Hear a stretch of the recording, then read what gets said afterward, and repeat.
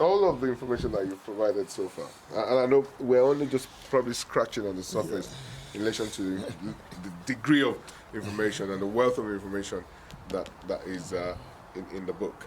So all this information, all this that what you've spoken about now, all are all contained here and more. Exactly. So I will always encourage, and I'm sure encourage our viewers to purchase the book. It is, you know, I can't preach it any more than that. You know, purchase the book from my own personal experience.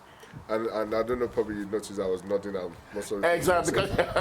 Because, like you said, we read the book, and when it came to actualizing our dreams, we found that everything that you've actually stated in the book, and this is without even talking to you in the physical, we were able to, we actually saw them and were able to apply them.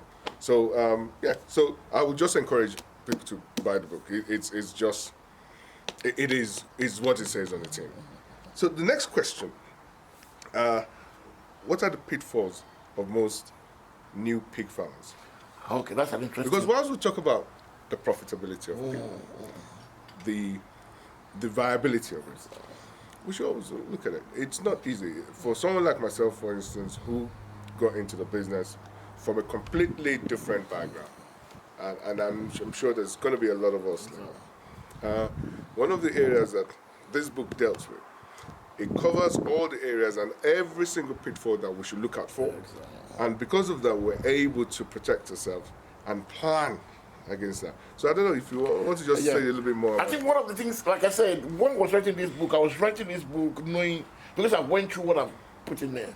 So what's my mistakes? When I was writing this book, I was very careful in my mind that in the bid to promote pig farming, I don't just paint all the rosy pictures of how you're going to make money tomorrow, how you're going to buy cheap. I wanted to paint the picture that well, it's a potential. It's something that if you build, you can add it to your children. But it's something that if you don't do very well, you can lose a lot of money. For example, I emphasize African swine fever. It's rampaging in some farms in Nigeria. If your biosecurity is not very good, and you expose your farm to anybody coming, that's why when I say when you want to buy a farm, when you buy your land, fence it. Make sure nobody comes in. If your biosecurity is not good, you expose your farm. You your military risk. Can you just for the benefit of the viewers that are not very familiar with some of the terminology, what is biosecurity? Sorry. In a non-pig farmer's language. It's just maintaining the hygiene of your farm. So if you have a farm, you have to. It's always advisable to fence your farm, because I noticed not only in Africa, but anytime people see animal, the first thing that comes to their mind is zoological. That is, the animal, let's go and look at it. Unfortunately, you are not a zoological garden. You're a pig farm, trying to commercial pig farm. Because when people start coming to your farm, even apart from the disease part, when they come to your farm and start looking at the pigs, your pig gets stressed. So it's stressed because pigs in the wild are always prey. They have a lot of predators chasing them. So anytime they see any foreign object that is bigger than them, they're ready to run away. And when they continually doing that, it's a kind of stress, like in the wartime, whereby you are stressed, and that affects their growth. Two, when people come in, they come to other farms and they bring diseases with them. So they can easily spread it on your farm. That's why when you go for work on my training, I normally get people off from top to bottom. Tell me about it. One of the reasons why I did that, maybe I go too far, but it's essence of it that if I make you to cover yourself before you come to my farm, if somebody's coming to your farm to you, we take some steps, like making sure that they wash their hands, making sure there's a food team before they enter your farm. So those are some of the pitfalls. Another pitfall that's very important, the experienced farmer think that they know everything and they haven't got anything to learn. But when you go to the chat room, they're the one complaining that this is happening on their farm. However, the new farmers think pig farming is very easy. It's the easiest one. There's nothing that is easy, but it becomes easier once you know the principle. And one of the things I try to emphasize in the book is some of the basic principles of pig farming. Why do pigs that we're talking about have been around for more than 500,000 years? It was first domesticated about 6,000 years ago by the Chinese. So they've not been with human beings for a long time. So it's very important to break down how pig sees you. So that when you're dealing with them, you don't see pigs how I see pig. I see pig how pig sees them. Because there's a section in the book I dedicated on how pig sees you. So that if you know how pig sees you, you can deal with that problem easily. And that is one of the pitfalls. People don't know how pigs behave. Then people think that they can run a pig farm and assign it to somebody without being an absentee farmers. If you're a absentee farmer, you don't pay attention to your farm is going to make a loss. Because as a owner, when you go to your farm, because you have a stake in it, that's why they call you stakeholders. That means you put money there and you want the money back. Yes. When you go to the farm, when you look around, you see the obvious and the unobvious. So the staff will not know. Let me give you a good example. I went to my farm one day, there was soldier ants. You know soldier ants? Now, from experience, I've known that soldier ants don't attack pigs. I don't know why. They attack poultry, but they don't attack pigs. There might be 2 million of them, you just bypass pig and go away. But when I went to the farm, I saw a lot of soldier ants. And I said to myself, how about if they change their mind? So I asked them, I said, you know what? Okay, they said, no, but you've told us that they don't. I said, I've told you. But these are millions of them. How about overnight, did someone else change their mind and started killing the pigs? So I said, put engine oil around the farm. I don't care whether they have a covenant not to attack each other. They're not going to start it on my farm. And that's how a owner will look at it, because you look at it, there's a stake here. How about something happen? If there's no water on the farm, so people say, the generator's not working, there's no water on the farm. I know that if there's no water on the farm for 4 hours, I can start losing pigs, especially the smaller ones.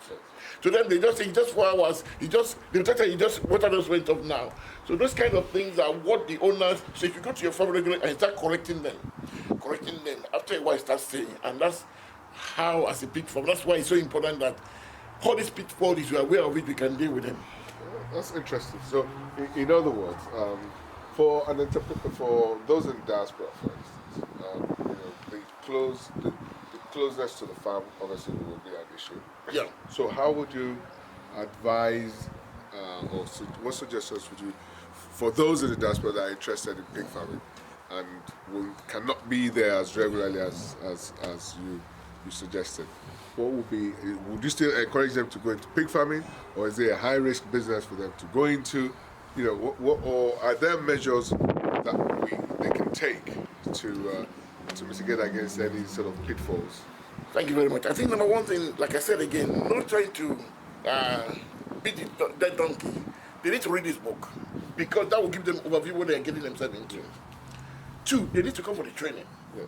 Or online training, have e-learning training as well for those, because specifically for people that cannot come for the training in Nigeria. For example, you cannot travel to Nigeria, you can register on our online training. What we capture in that is a 2 days cover of what happened during the training. And then you have it as a reference point that you can go to. Once you know this, then if you want to go for it, after you've seen that, you convinced you can do it, we can help you to write a business plan. The reason why we write business plan is this. You're going to be throwing money into it. You want to know how much you need to put into it.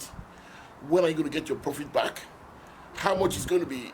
When are they going to start filtering back?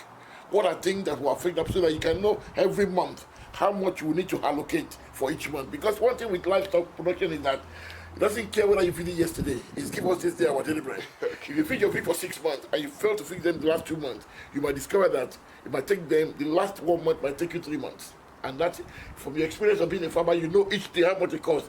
So if you miss 2 days and have to pay for 2 months to cover it, that means you're talking of thousands of naira. So once they get a business plan, in the business plan, help them break it down, what they will need to do, how much they will need to save for their construction, how long it's going to take, so that they cannot look at it and say, I wish I encourage them to start small. Yes. So people always come to me and they say, "What, you have 400 pigs?" I say, no. Start small. After 6 months, you will have learned everything you need to learn.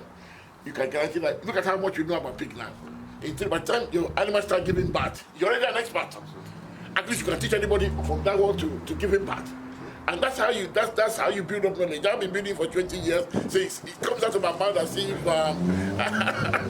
but it's because of, after you've done it, after a while, you become part of it. But it's a serious business. You need to be ready. And what I say to you is that strategically, there's some time it's very important for you to be on the ground when you're going to spend a lot of money. So it's doable. In fact, it's only doable with pigs more than any other animal. Because you can take a WhatsApp and say, okay, I want you to go through the farm, I want to count the pigs on the farm. You can't do that with fish, you can't do that with poultry. I remember when they bring pigs to your farm, I was told that you and madam, you are watching them as they are bringing pigs. It's only pig you can do like that because it's big. You can count it, you want to count the farm. And that's the advantage that pig has over poultry. So it's doable. And we can help you to a large degree to do it. We will support you, we'll give you the idea you need. once you read the book, first it will be very clear to you what we'll be telling you is when to do it, how to do it, and if you need help with construction, if you need help with compounding feed, if you want to buy pig, you can sell you pigs, and we can give you a consultant. We have consultants that we send to farms at the beginning, and what they do is that they help you to run the first 2 months so that they can show you the ropes, they can help you train your staff, because you can't stay staff to this kind of training because it's strategic. The first day is strategic. Staff doesn't need to know that. Why does it need to know?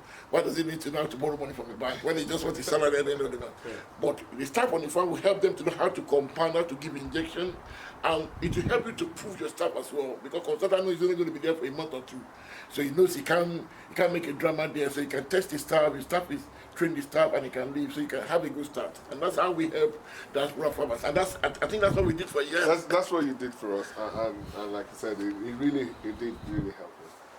And just again referring to the book, or everything is in there, and more. If you get the book, you will get a lot more out of it. You'll be able to read, have a better understanding of it. Yeah. The knowledge that the 20 years plus knowledge that you put into the book itself will be a benefit. It's a benefit to us. We use it in our farm. Heard what you've heard today. Please kindly subscribe to our channel. Kindly subscribe to our channel, and do not forget to hit the notification bell for any new information. And if you want to know more about farming, if you have any question, if you're already a farmer and you're already into this, you have questions, you don't know, you have difficulties, please do comment below. And if there's any advice, if there's any topic you would like us to talk about,